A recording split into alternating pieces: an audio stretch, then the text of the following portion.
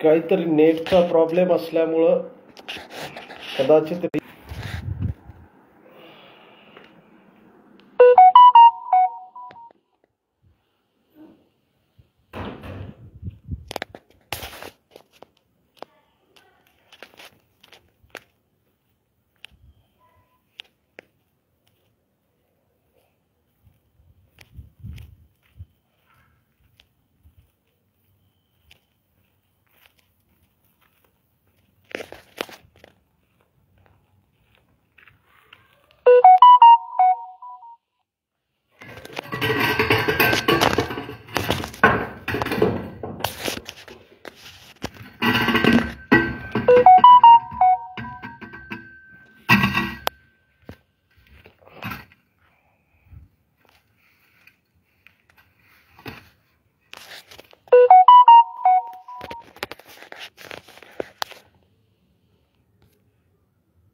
कारण इतका वेळ कनेक्शन मध्ये मोठा प्रॉब्लेम होता, टेक्निकल काहीतरी प्रॉब्लेम आहे, त्याच्यामुळं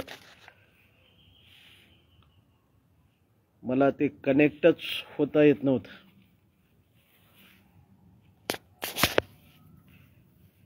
माझा आवाज येतोय का सगळ्यांना?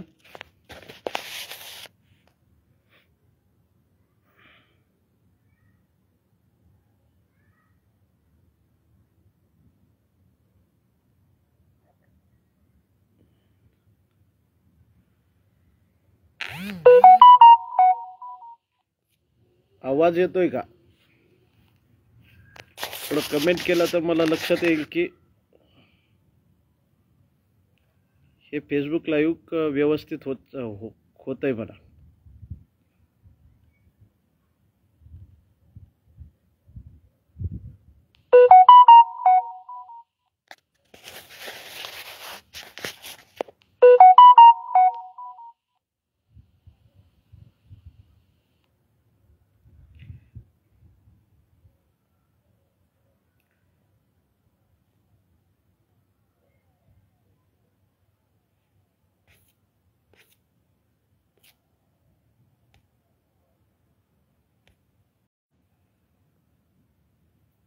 आवाज येतोय काही? आवाज, कारण मला का थोड्याशा कमेंट हो म्हणून कमेंट केलं तर बरं होईल.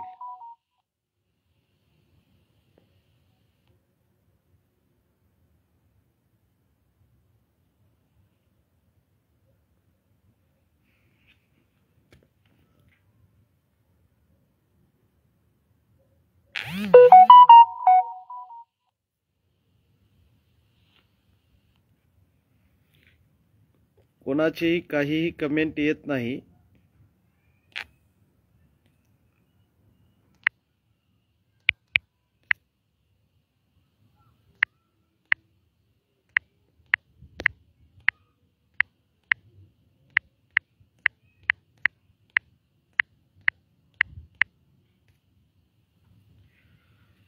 हा, आता काहीतरी इंटरनेटचा प्रॉब्लेम असल्यामुळं ते मला खूप उशिरा इकडं दिसायला लागल्यात आपल्या कमेंट.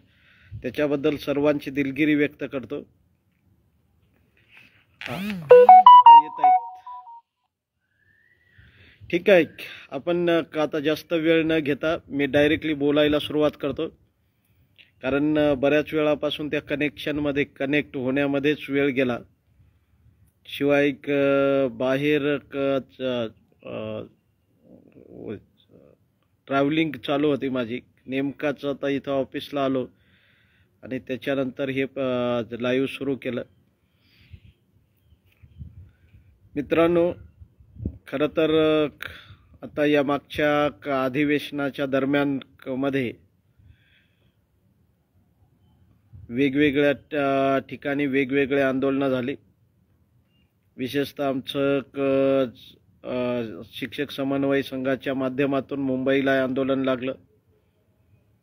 या आंदोलनामध्ये मोठ्या प्रमाणात जी संख्या पाहिजेत होती ती संख्या काही त्या ठिकाणी भेटली नाही, किंवा त्या ठिकाणी लोक म्हणावे तसे काही जमले नाही. त्याच्यानंतर मग शेवटचा पर्याय म्हणून जिल्हा वाईज आंदोलनं सुरू झाली. विभागवाईज आंदोलनं सुरू झाली आणि त्यानुसार या आंदोलनाचा इम्पॅक्ट मोठ्या प्रमाणावर होणं सुरू झालं. त्याच्यात सगळ्यात महत्त्वाची गोष्ट परळीचे आपले जे एक बांधव होते धनंजय नागरगोजे यांची मध्येच आत्महत्या आणि तेही खिशामध्ये तशा प्रकारच्या अनुदानाच्या संदर्भातली चिठ्ठी लिहून त्यांनी केलेली आत्महत्या. हे खरं तर पुरोगामी महाराष्ट्राला अतिशय लाजिरवाणी अशी एक घटना घडली आणि परत हा विषय विना अनुदानीचा विषय हे विना अनुदानीचं अतिशय घातक धोरण संपूर्ण महाराष्ट्राच्याच नाही तर भारताच्या पटलावर आलं. कालच आमचे नांदेडचे बांधव जे की आंदोलनामध्ये अतिशय सक्रिय अशा प्रकारचा हा कार्यकर्ता हा पदाधिकारी होता, ज्यांनी याच शासनाच्या अतिशय घाणेरड्या या धोरणाचा निषेध म्हणून खरं तर त्यांनी आत्महत्या केली. आत्महत्या करणं हा कुठल्याही समस्येवरचा उपाय नाही हे सगळ्यात पहिले आपण समजून घेतलं पाहिजे. कारण आपण एकट्यानं जर आत्महत्या केली तर आपलं अख्खं कुटुंब रस्त्यावर येण्याचे चान्सेस निर्माण होतात. रस्त्यावर कुटुंब येत आहे, आपल्या चिल्यापिल्यांचा जो सहारा असतो तो सहारा निघून जातो. सगळं कुटुंब खरं तर एक छायेपासून दूर होऊन जात आहे. अशा वेळेला आपण ह्या असे टोकाचे पाऊल न उचलणं हे खरं तर नितांत गरजेचं आहे. मित्रांनो, हा विना अनुदानीचा जो अतिशय घाणेरडा डाग, अतिशय काळाकुट्ट असा डाग जे आपल्या सर्वांच्या भविष्यावर लागलेला आहे, या डागाला पुसून काढण्यासाठी सर्वच जण प्रयत्न करत आहेत. त्याच्यामध्ये विशेषतः आम्ही या संदर्भामध्ये आमदार ज्ञानेश्वर म्हात्रे साहेबांचं मनापासून खरं तर अभिनंदन करणं गरजेचं समजतो, त्यांचे आभार व्यक्त करणं गरजेचं समजतं. परंतु इतर जेवढे आमदार इतर काही जे आमदार होते या आमदारांनी म्हणावा तसा या बाबतीमध्ये सपोर्ट केला नाही. हे सर्वच महाराष्ट्रातील शिक्षकांची अतिशय मोठी खंत आहे. त्याच्यामुळं कधी कधी वाटायला लागलेलं आहे की हे आमदार लोक आमच्यासाठी आहेत का इतरांसाठी आहेत. कारण जो विषय या आमदारांनी मांडणं गरजेचं आहे तो विषय बाजूला ठेवला जातो आणि दुसराच कुठला तरी विषय समोर आणला जातो. ही गोष्ट अतिशय लाजिरवाणी गोष्ट झालेली आहे. आता येत्या पुढच्या पाहूत आपण आता पुढच्या निवडणुकीच्या संदर्भामध्ये त्या वेळेला आपण सगळेजण मिळून ठरवूया. परंतु असं असताना सुद्धा आम्ही आमचंही आत्मपरीक्षण करणं नितांत गरजेचं झालेलं आहे. कारण गेल्या ऑक्टोबर महिन्यातलं आंदोलन जर सोडलं तर त्या ऑक्टोबरच्या नंतर म्हणजे पावसाळी अधिवेशनामध्ये जे आंदोलन झालं त्या अधिवेशन जर आम्ही म्हणजे सोडलं तर त्याच्यानंतर 2024च्या नंतर आमचं एकत्रित येऊन असं कुठलंही आंदोलन झालं नाही. आमचे शिक्षक समन्वय संघातले काही मुख्य समन्वयक ज्याला म्हणतात अशा प्रत्येक समन्वयकाला स्वतःलाच वाटायला लागलंय कदाचित आम्ही काही खूप मोठे झालोत की काय, किंवा आम्हीच म्हणजे आता त्या आमदार मंत्र्यापेक्षाही आमचीच खरं तर म्हणजे इगोइस्टपणा जास्तीचा वाढला की काय असं कधी कधी मलाही वाटायला लागलं.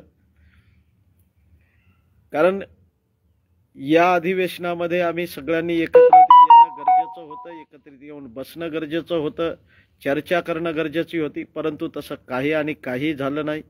ही सगळ्यात मोठी दुर्दैवाची आणि खंत व्यक्त करण्याची गोष्ट आहे या बाबतीमध्ये. आणि दुसरी महत्त्वाची गोष्ट अशी झाली की आमचा जो शिक्षक बांधव आहे, आमचा जो कर्मचारी बांधव आहे, हाही एका भांबावलेल्या अवस्थेमध्ये या वेळेला दिसून आला। त्यामुळं मग आझाद मैदान या ठिकाणी लागलेलं आंदोलन, या आंदोलन म्हणावं तेवढी या आंदोलनाला गती न भेटल्यामुळं, आणि दुसरी महत्त्वाची गोष्ट, आमच्या शिक्षक बांधवांनीही या आंदोलनाकर पाठ फिरवल्यामुळं खरं तर कधी कधी वाटायला लागलं की याच्यामध्ये आम्ही सगळेजण दोषी आहोत की काय, असं कधी कधी वाटायला लागलं। त्याच्यासाठी बांधवांनो, माझी आपल्याला एक नम्र विनंती आहे, आपण हे आमच्यासारखे जे मुख्य समन्वयक स्वतःला समजून घेणारे एक आहेत ना, आम्ही जे स्वतःला मुख्य समन्वयक किंवा समोरचे लीडर म्हणून काही झालं तरी लीडर म्हणून जे समजून घ्यायला लागलेले आहोत, आम्ही जर आपल्या समोर योग्य आणि उचित अशा प्रकारची दिशा दर्शक ठरवणारे ना, म्हणजे दिशा दाखवत नसतील तर आपण सगळ्याच जणांनी मिळून, कारण हा समन्वय संघ काय असा काही झालेला नाही की इथं कोणी मोठा कोणी छोटा, कोणी पदाधिकारी कोणी अध्यक्ष कोणी उपाध्यक्ष, असं याच्यामध्ये काही झाला नाही। इथं प्रत्येक तुमच्यामधून कोणी ना कोणीतरी नेता म्हणून समोर येणं का नितांत गरजेचं आजच्या कंडिशनमध्ये झालेलं आहे। याच्यातून तर आपण समोर आलंच पाहिजे। असो, हे झाली आता खरं म्हणजे तर मी हे आव्हान तर बरंचसं बोललोय। आज लाईव्ह येण्याचा मुख्य उद्देशच हा आहे, आम्ही आता छत्रपती संभाजीनगरमध्ये 3-4 दिवस या ठिकाणी उपसंचालक 2 दिवस उपसंचालक कार्यालयाला घेराव टाकला। त्याच्या अगोदर 2-4 दिवस वेगवेगळ्या प्रकारची धरणे निदर्शने अशा प्रकारची आंदोलनं केली। 27 तारखेच्या आंदोलनामध्येच 26 तारखेच्या आंदोलनामध्येच आम्ही या ठिकाणी सर्वांनी आम्ही ठरवलेलं होतं की आपल्याला पुणे स्तरावर, कारण मी याच्या अगोदरच्या फेसबुक लाईव्हमध्ये याच्या बाबतीमध्ये सविस्तर आणि अतिशय स्पष्टपणानं भूमिका मांडलेली होती की बाबा रे, आपला निधीच्या संदर्भामध्ये आपण एका बाजूला जे लढायला लागलो ही गोष्ट ठीक आहे, कारण एका विशिष्ट आमदार महोदयांनी त्या बाजूनं आपल्याला घेऊन गेलं आणि त्याच दिशेनं नंतर आपले सगळेचे सगळे बांधव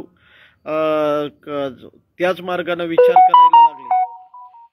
खरं तर निधी निधी निधी निधी हा एकमेव शब्द आम्ही समोर धरला आणि त्या शब्दाच्या पाठीमागं आम्ही पळायला सुरुवात केली। गेल्या पावसाळी अधिवेशनामध्येच ही घटना घडल्या गेली, म्हणजे मागच्या नागपूरच्या अधिवेशनामध्ये ही घटना घडल्या गेली आणि तिथून आम्ही त्याच्या पाठीमागं त्याच एका गोष्टीच्या पाठीमागं पळायला लागलो। मी बऱ्याच जणांना सांगितलं होतं, अरे बाबा ही गोष्ट जास्तीची उचलू नका, कारण गव्हर्नमेंटच्या हातामध्ये आम्ही परत मंत्रालयामध्ये किंवा विधिमंडळामध्ये हा प्रश्न कशासाठी न्यायचा, हा एक मोठा प्रश्न होता। बांधवांनो, 14 ऑक्टोबर 2024च्या शासन निर्णयाचं याच्या अगोदरच्या फेसबुक लाईव्हमध्ये मी चांगल्या प्रकारचं विश्लेषण केलं, परंतु तरीही मला आपल्याला एक गोष्ट सांगावीशी वाटते। 14 ऑक्टोबर 2024चा जो शासन निर्णय आहे, या शासन निर्णयामध्ये स्पष्टपणानं एक तरतूद केलेली आहे आणि ती तरतूद अशा प्रकारची, त्याच्या बाबतीमध्ये दीपक केसरकर साहेब, तत्कालीन मुख्यमंत्री एकनाथजी शिंदे साहेब यांचे आभार मानावे तेवढे कमी आहेत। या शासन निर्णयामध्ये दीपक केसरकर साहेबांनं आपल्यासाठी एक खूप मोठा मार्ग मोकळा करून दिलेला होता, आणि दिलेला होता म्हणण्यापेक्षा दिलेला आहे, कारण याच्यामध्ये स्पष्टपणानं त्यांनी सांगितलं होतं की 3361, 3379, 3261, 511 हे जे हेड आहेत, या हेडमधून या शासन निर्णयातलीच गोष्ट सांगतोय, मी काय दुसरी बाहेरची कुठली सांगत नाही, ही वारंवार लोकांना मी सांगत आलोय, परंतु तरीही या गोष्टीला जास्तीचं खरं तर आपण सगळ्यांनी या गोष्टीला जास्तीचं हायलाईट करायला पाहिजे होतं, ती गोष्ट केली नाही। तर 3361 3379 3261 511 हे जे हेड आहेत, या हेडमधूनच म्हणजे या लेखा शीर्षामधून सदरील शाळांच्या अनुदान म्हणजे सदरील शाळांच्या अनुदानाचा खर्च भागवावा अशी स्पष्ट आणि सुस्पष्ट अशा प्रकारची तरतूद याच ठिकाणी केलेली आहे. जर अशा प्रकारची तरतूद स्पष्टपणानं या शासन निर्णयामध्ये असेल तर मग आम्ही विनाकामाचं दुसऱ्या गोष्टीच्या पाठीमागं का पळायला लागलेला. आता फक्त या शासन निर्णयाची अंमलबजावणी कशी झाली पाहिजे याच्यासाठी आपण प्रयत्न करणं नितांत गरजेचं होतं. कारण आम्ही त्याच्यासाठी पुण्याला मागच्या महिन्यामध्ये पुण्यामध्ये लोकांना बोलवलं होतं, बाबा या रे तिथं पुण्यामध्ये आला तर आपला जर अनुदान वितरणाच्या शासन निर्णयाच्या अंमलबजावणीचे जर पुण्यामधून आदेश खाली आले तर निश्चित आपला प्रश्न त्याच ठिकाणी मिटणार होता. परंतु तसं लोकांनी त्या ठिकाणी पुण्याला येण्याची तसदी घेतली नाही. तसदी न घेतल्यामुळं आजची आपली अवस्था अशी झाली, ना घर का ना घाट का अशा प्रकारची. कारण आता पुढची मंत्रिमंडळ बैठक या निधीसाठी आणली. अरे जर 14 ऑक्टोबर 2024चा शासन निर्णय फायनल झाला, मंत्रिमंडळ विधिमंडळामध्ये त्याच्यासाठीची चर्चा झाली, 10 ऑक्टोबर 2024 रोजी त्याच्यासाठी सेपरेट मंत्रिमंडळ बैठक झाली. या मंत्रिमंडळ बैठकीमध्ये निर्णय घेण्यात आला. 3 दिवसानंतर त्याचा शासन निर्णय निघाला. शासन निर्णयामध्ये स्पष्टपणानं तरतूद म्हणजे सांगितलं गेलं की या हेडमधून यांचा वेतनाचा निधी भागवावा म्हणून. मग आम्हाला परत विधानसभेमध्ये जाण्याची किंवा मंत्रिमंडळामध्ये जाण्याची गरज काय भासली, कशासाठी भासली, काय गरज काय होती याच्या बाबतीमध्ये. आता माझ्या एका कार्यकर्त्यानं परवाच्या दिवशी आमच्या आंदोलनामध्ये त्यानं आमच्याकडे एक तरतूद दाखवली. आपला जे हेड आहेत शिक्षण विभागाचे हेड, या शिक्षण विभागाच्या हेडसाठी एकत्रित निधी मंजूर झाला 78,000 कोटीचा. त्याच्या पैकी काल परवाच्या दिवशी आम्ही पाहिलं, त्या दिवसापर्यंत या निधीपैकी फक्त 74 कोटीचा निधी खर्च झाला. 74,000 कोटीचा निधी खर्च झाला. उर्वरित 4,000 कोटीचा 4,270 कोटी काहीतरी आहे. या 4,270 कोटीचा निधी एक्सेस आहे अद्यापही. मग जर गेल्याच वर्षीचा निधी पूर्ण खर्च झालेला नाही तर आमच्या अनुदानासाठीची तरतूद वेगळी तरतूद करण्याची काय गरज होती. मग वेगळी तरतूद मागण्याची काय गरज. कारण आमच्याच हेडमध्ये पैसा पडलेला आहे ना इथं. जर आमच्याकडेच पैसा पडलेला असेल, आमच्याच हेडमध्ये एक्सेसचा म्हणजे शिक्षण विभागाचा एक्सेसचा निधी जर असेल तर दुसरा निधी मागवण्याची गरज काय. आता मी परवाच्या दिवशीच्या आमच्या आंदोलनाच्या दरम्यान मी तीही पद्धत समजून सांगितली. बांधवांनो, ह्या गोष्टी आपण टेक्निकल बाबी समजून घ्या, तांत्रिक बाबी समजून घ्या. आपला प्रश्न कुठं आहे हे आपण समजून घ्या.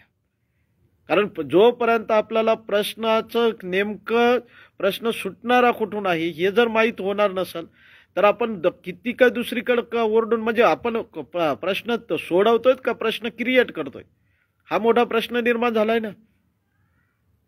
म्हणजे जो प्रश्न सुटलेला आहे त्या प्रश्नाला परत क्लिष्ट बनवायचं आणि त्याला सांगायचं की अरे नाही, हे याचं उत्तरच नाही, त्याचं उत्तर तर दुसरं आहे. अनुदानाची प्रोसेस पहिले लक्षात घ्या. 19 सप्टेंबर 2016 रोजी तावडे साहेबांकडून जो शासन निर्णय काढला गेला त्याच्या सरसकट हा शब्द वापरला गेला. त्याच्यानंतर त्यांनी त्याच शब्दामधून म्हणजे त्याच शासन निर्णयामधून सरळ समोर जे 2-3 टप्पे आपल्याला दिले, त्या 3ही टप्प्यात तुम्ही कुठलाही शासन निर्णय पाठीमागचा काढून पाहता, या 3ही टप्प्याचा किंवा 2 टप्प्याचा, ज्याला 2 टप्पे भेटले त्यानं 2 टप्प्याचा काढा, ज्याला 3 टप्पे भेटले त्याने 3 टप्प्याचा काढा, ज्याला 1 टप्पा भेटलाय त्यानं 1 टप्प्याचा काढा. या शासन निर्णयामध्ये स्पष्टपणानं सांगितलं होतं की यांची अर्थसंकल्पीय अधिवेशनामध्ये निधीची तरतूद करण्यात येईल. त्या शासन निर्णयामध्ये स्पष्टपणानं तसा उल्लेख आलेला आहे.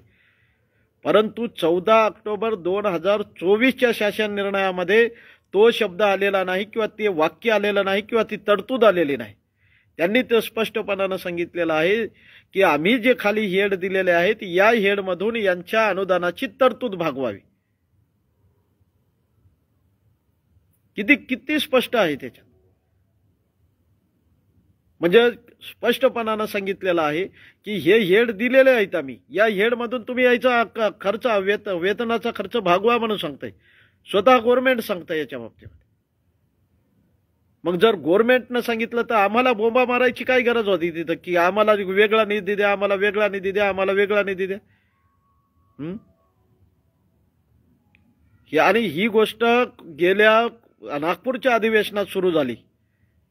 नागपूरच्या अधिवेशनामध्ये त्या ठिकाणी नागपूरच्या अधिवेशनामध्ये एका आमच्या आमदार महोदयानं तिथं झेंडा उचलला आणि सांगितलं की अनुदानाची तरतूदच नाही, अनुदानाची आता पुढच्या मार्च महिन्यामध्ये तरतूद होणार म्हणून, निधीची तरतूद. अरे हे कुठला प्रकार झाला हा? आणि पूर्ण महाराष्ट्र त्याच्या पाठीमागं त्या विषयाच्या पाठीमागं पळायला लागलं. म्हणजे आम्ही अभ्यास करणार आहोत की नाही, काही ना काही अभ्यास करणार आहोत की नाही, आमचे आमदार महोदय अभ्यास करणार आहेत की नाही. 14ला 14 आमदार लोक हे तसेच जाऊ सभागृहामध्ये बसतात. आणि तुम्ही वाचा ना कमीत कमी शासन निर्णय व्यवस्थित. शासन निर्णय या शासन निर्णयानुसार स्पष्टपणानं सांगितलंय की याच्या अनुदानाची तरतूद याच्यातून भागवण्यात यावी या हेडमधून. मग जर ते हेड दिलेले आहे, जर त्याच्या हेडमध्ये सध्या पैसा पडलेला आहे, तर दुसरा निधी आणायचा आहे कशासाठी आणि कुठून आणायचा आहे, कशासाठी लागतोय निधी. मग आता आपलं बऱ्याच जणांचा प्रश्न निर्माण होईल की मग आता आपला अजून प्रश्न का निकाली निघाला नाही. मित्रांनो, या शासन निर्णयामध्ये 9 प्रकारच्या अटी टाकलेल्या आहेत. त्याच्यातली सगळ्यात महत्वाची जी अट आहे ती अट होती 24-25ची संच मान्यता. किती? 24-25ची संच मान्यता.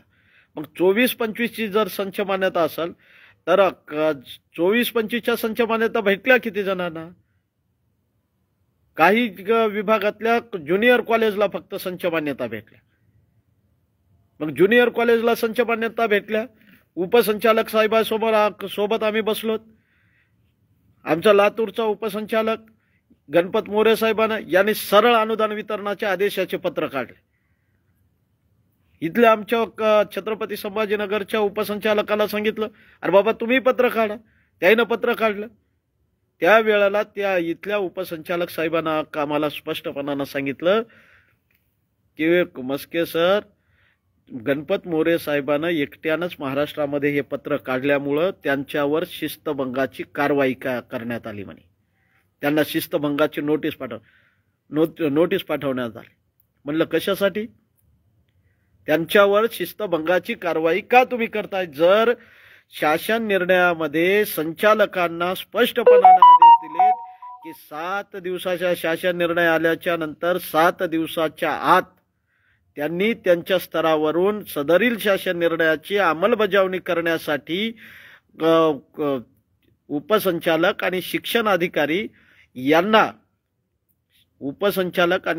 अधिकारी यांना आदेशित करावं की यांना या सर्व शाळांना अनुदान वितरणाचे आदेश द्या म्हणून.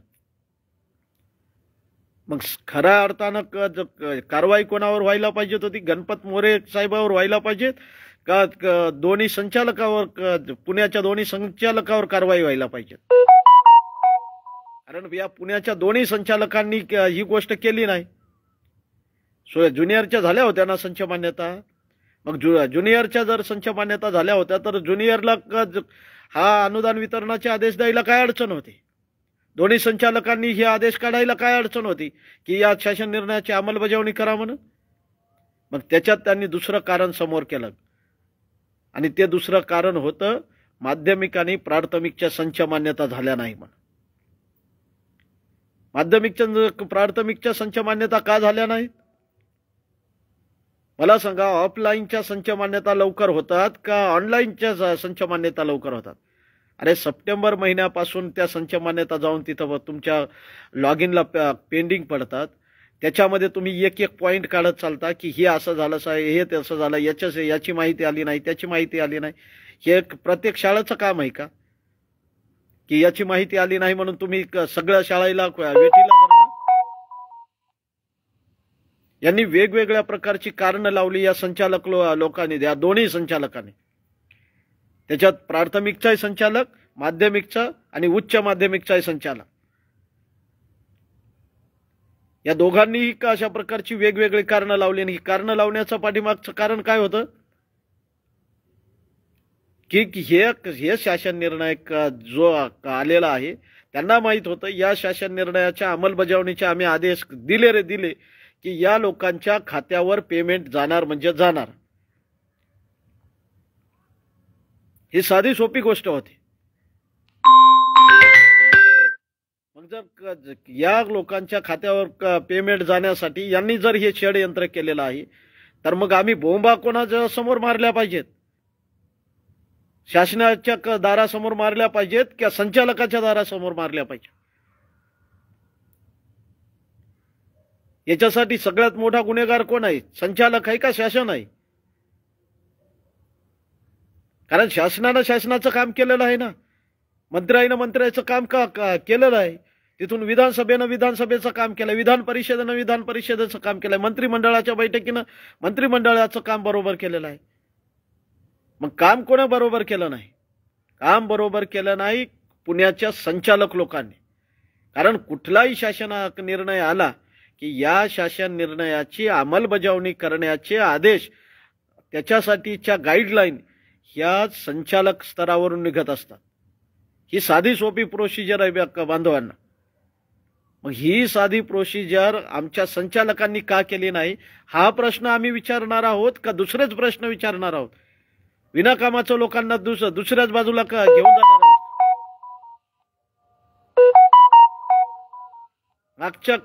मागच्याच फेसबुक लाईव्ह मध्ये, म्हणजे याच्या अगोदरच्या या शासन निर्णय आल्याच्या नंतर तातडीनं, कारण जसंही नागपूरच्या अधिवेशनामध्ये हा प्रश्न उपस्थित झाला की निधी नाही आम्हाला निधीची तरतूद पाहिजे, त्याच वेळेला फेसबुक लाईव्ह घेऊन मी स्पष्टपणानं सांगितलं होतं, अरे बाबा रे फेसबुक त्या तिकडच्या मार्गाने वळू नका म्हणून. परंतु आमच्याच शिक्षक समन्वय संघामध्ये एकी न राहिल्यामुळं किंवा समन्वय न राहिल्यामुळं कोणी उठायला लागला की ती वेगवेगळ्या प्रकारची डिमांड करायला लागला.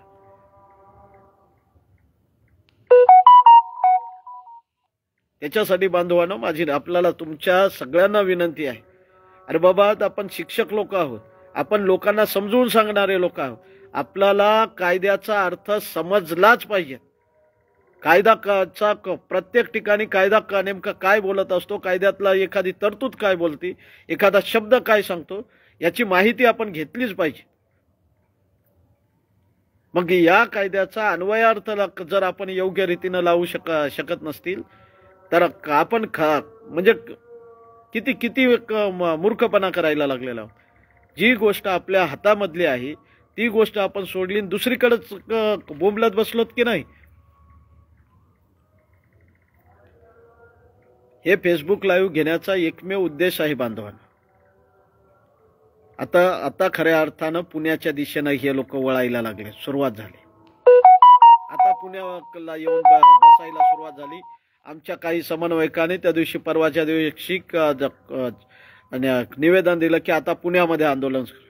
अरे इतक्या दिवसापासून तेच बोंबलायला लागलो होतो ना की आपल्याला पुण्यामध्ये बसणं गरजेचं आहे, पुण्यामध्ये बसायला पाहिजे, पुण्यामध्ये जाणं गरजेचं आहे.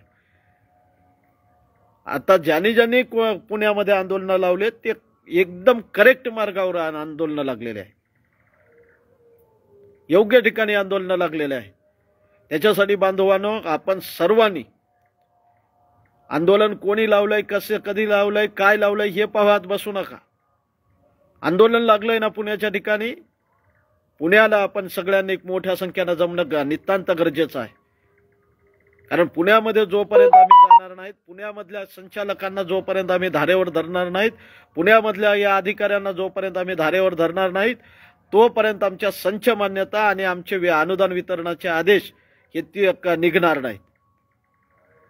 तुम्हाला आजही खात्रीशीर सांगतोय, कारण हे फेसबुक लाईव्ह मध्ये बोलत असताना अतिशय जबाबदारीनं मी बोलतोय. पुण्याच्या संचालकानं एकदा जर का अंमलबजावणीचे 14 ऑक्टोबर 2024च्या शासन निर्णयाच्या अंमलबजावणीचे आदेश जर का काढले, बांधवांनो, तुमचं वेतन देण्यापासून तुम्हाला कोणीही थांबवू शकणार नाही.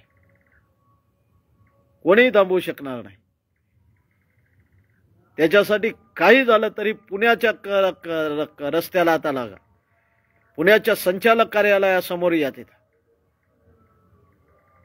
हे जेवढे आमचे समन्वयकामध्ये जो काही थोडासा हे आलेला आहे ना, त्याला आम्ही बोललो, आम्ही सगळ्यांसोबत चर्चा करू ते आणि सगळ्याला सांगतो, अरे बाबा, कोणी लावलेलं असू दे आंदोलन, आपण त्या आंदोलनामध्ये उपस्थित राहणं गरजेचं झालेलं आहे.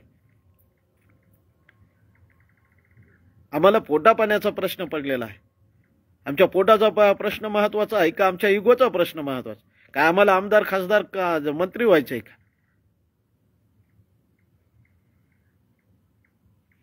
कोणी उठला की अरे इतक्या लोकांचे फोन येत होते माझ्याकडे. कोणाचाही फोन आला तर तो फोन कधी आम्ही टाळला नाही.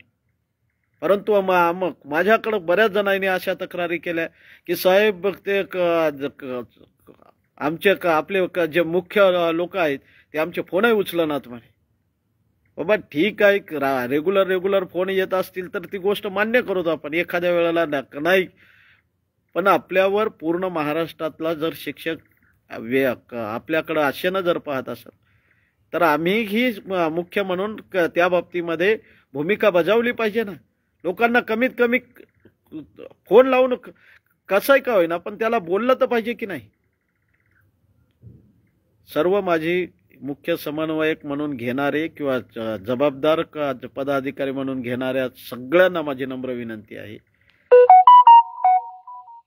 की बाबा रे, ह्या ज्या गोष्टी आपण करायला लागलोय ना, की म्हणजे मै बडा ही गोष्ट बाजूला ठेवत आपण सगळेजण एकत्रित येऊन चला ना पुण्यामध्ये.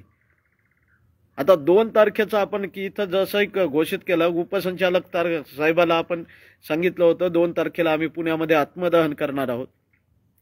बांधवांनो, तुमच्या माहितीस्तव सांगतो, आता ही गोष्ट तुम्हाला सांगणं नितांत गरजेचे आहे.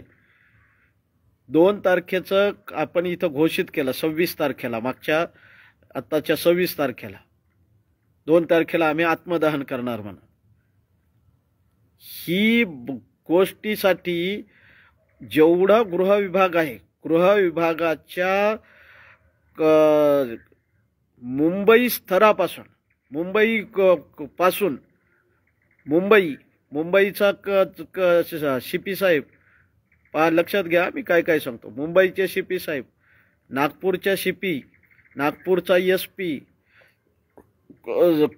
पुणे विभागातला या ACP, त्याच्यानंतर पुणे विभागातले SP, त्याच्यानंतर इतर बऱ्याच अशा जवळपास मला वाटतं 10 ते 12 वेगवेगळ्या जिल्ह्यातल्या SP कार्यालयातून माझ्याकडे फोन आले. साहेब, तुमचं आंदोलन, पुण्याचं आंदोलन किती लोक येणार, कशाने येणार आहे? वाटलंच तुम्हाला जर याच म्हणजे माझं बोलणं खोटं वाटत असेल तर माझ्याकडे त्याच्या रेकॉर्डिंग आहे. मागच्या आता या 3 दिवसापासून सातत्यानं ते मला फोन लावत आहे, तुमचे लोक किती येणार आहे. म्हणलं लोक येतील 400-500, कारण आम्हाला आता विश्वास राहिलेला नाही लोक किती येतील. काय सांगितलं तसंच आता दिलं 400-500, म्हणलं लोक येतील. म्हणलं साहेब, बांधवांनो, हे 400-500चा आकडा जो सांगितलेला आहे तो 1000-2000 पर्यंत जाऊ द्या. येत्या 2 तारखेला तिथं आंदोलन तर 1 तारखेपासून लागलेलंच आहे. येत्या 2 तारखेला आपण मोठ्या संख्येनं पुण्याला उपस्थित राहायचं. प्रचंड संख्या दाखवा. एकाच दिवसामध्ये जर नाही ह्या अनुदान वितरणाचे आदेश आपण काढले आणि ह्या संच मान्यता करून घेतल्या. आता या फेसबुकवर म्हणत नाही मी नाव बदलून टाकल म्हणून, पण तुम्हाला ही खात्री देतो की त्याच दिवशी या दोन्ही संचालकांच्या उरावर बसून आपण ही गोष्ट करून घेऊ. पण हे सगळ्या गोष्टी तुम्ही सोडून द्या की काही. अरे संघटनेनं जर तुम्हाला सांगितलं ना की बाबा या रे तिथं 1-2 दिवस द्यायला काय अडचण आहे तुम्हाला. सगळ्यांनी मोठ्या संख्येनं या ना तिथे.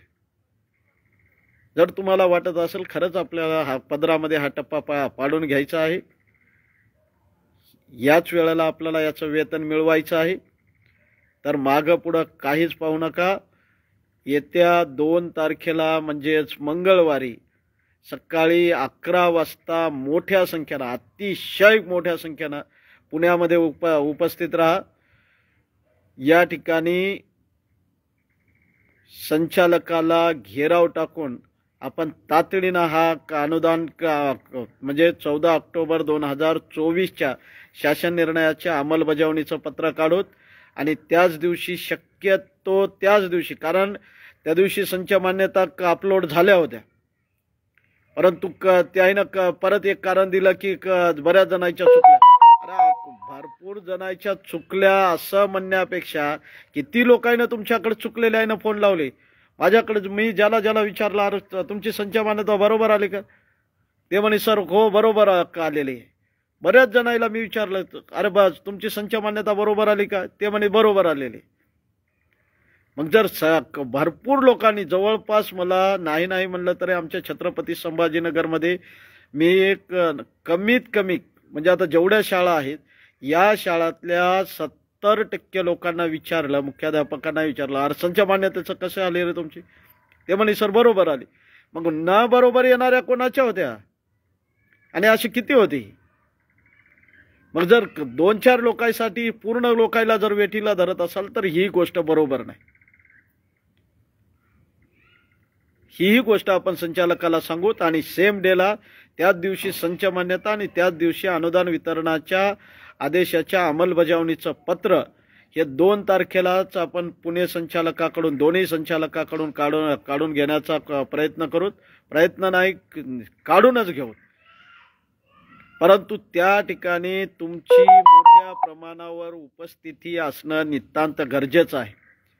आता जे मेसेज मी तुम्हाला पाठवल ते मेसेज तुमच्या इतर ग्रुपला पाठवत चला, कारण ब्रॉडकास्ट लिस्टवर 2 तारखेला कोणता वार आहे ते तुम्ही पाहून घ्या. मला वाटतंय मंगळवार आहे, कारण सोमवारी 1 तारीख आहे, मंगळवारी 2 तारीख आहे. त्यामुळं बुधवार गुरुवार असं कुठलाही त्याच्यात शब्द टाकू नका. 2 तारीख लक्षात घ्या. पुढच्या महिन्यातली 2 तारीख, या 2 तारखेला मला वाटतंय मंगळवारच आहे. येत्या मंगळवारी सगळ्यांनी मोठ्या संख्येनं पुणे या ठिकाणी निघा. छत्रपती संभाजीनगर मराठवाड्यात खरं तर आता हे जे आंदोलन या गेल्या 15-20 दिवसामध्ये आंदोलनं जे झाली, जास्तीत जास्त मराठवाडा याच्यामध्ये अतिशय सक्रिय राहिला.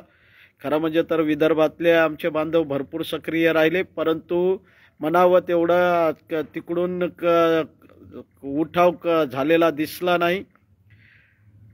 नाशिक विभाग असेल, पुणे विभाग असेल, अमरावती विभाग असेल, नागपूर विभाग असेल, आमचं छत्रपती संभाजी लातूर विभाग असेल, या सर्व विभागातील सर्व शिक्षक बांधवांना, शिक्षकेतर बांधवांना माझी नम्र विनंती आहे. बुधवार आहे का 2ला बुधवार आहे, ठीक आहे, जे असेल जोही वार बुधवार असेल तर बुधवार आहे. तर बुधवारच्या दिवशी 2 तारखेला बुधवार आहे म्हणतात, बुधवारच्या दिवशी जास्तीत जास्त संख्येनं पुणे या ठिकाणी उपस्थित राहायचं. जसं तुम्हाला जमल तसं या. रेल्वेनं या, गाडीनं या, पायी या, मोटरसायकलवर या, कशाने या, परंतु पुण्याला दुपारी साधारण 11:30 12 वाजता मोठ्या संख्येनं तिथं न भूतो न भविष्यती अशी संख्या तयार करा. 100% त्याच दिवशी आपण आपला प्रश्न निकाली काढण्यासाठी प्रयत्न करू. ते संचालकाकडून तो आदेश घेऊया. फक्त या बाबतीमध्ये बुधवारची 2 तारखेची पोस्ट सगळ्यांकडून तुम्ही मुख्य समन्वयक म्हणून पोस्ट करत चला. स्वतःच्या नावानं पोस्ट करा. काय इथं काहीच कोणीच नेता नाही, कोणीच कार्यकर्ता नाही. सगळेच जण नेते आणि सगळेच जण कार्यकर्ते. त्याच्यामुळं सगळ्यांनी तशा प्रकारची पोस्ट करा. एक पोस्ट मी पाठवतो. त्याच्यानंतर आमचे समन्वयक जे याच्यामध्ये जास्तीत जास्त समोर राहणारे आहेत त्यालाही विनंती करतो की बाबा रे बाबा सगळ्यांनाच आपण प्रयत्न करू.